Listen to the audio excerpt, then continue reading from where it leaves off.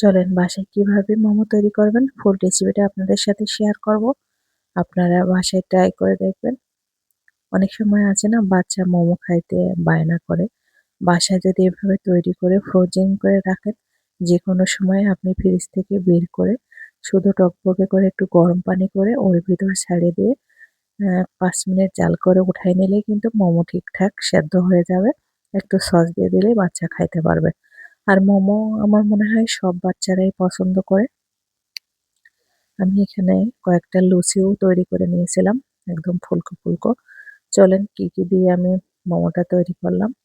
এখানে 2 কাপ ময়দা নিয়েছি, 2 টেবিল চামচ কর্নফ্লাওয়ার নিয়েছি, 2 টেবিল চামচ চিনি নিয়েছি, আর পরিমাণ মতো লবণ এবং হালকা একটু তেল নিয়েছি, 1 টেবিল চামচ মতো তেল দিয়েছি। হালকা কুসুম গরম পানিতে হালকা হাতে এই আটার মসৃণ একটা ডো তৈরি করে সাইডে রেখে দিতে হবে। তারপরে চলেন বাকি কাজটা করে আপনাদের সাথে নিয়ে। মোমো একেবারে খুব সহজেই বানানো যায়।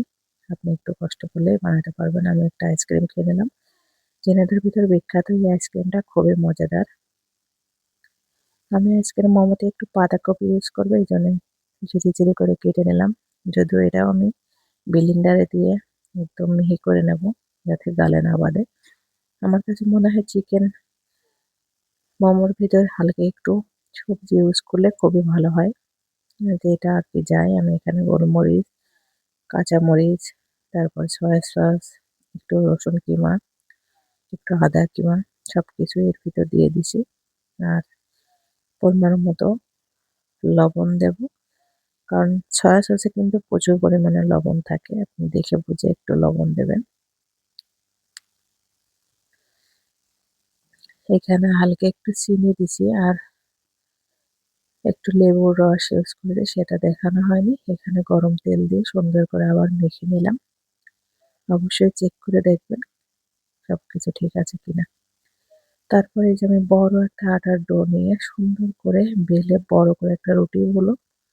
তারপরে এই যে গিলাস দিয়ে সুন্দর করে ছোট ছোট করে লেচি কেটে নেব।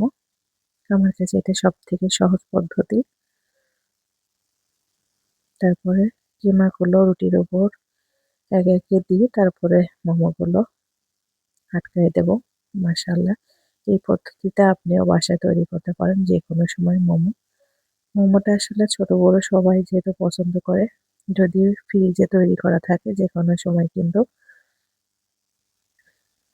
এটা সেকেই খেতে পারবেন। মাশাআল্লাহ, আর চিকেন মোমোটা তো সবসময়ই সবাই পছন্দ করে, বিশেষ করে বাচ্চারা।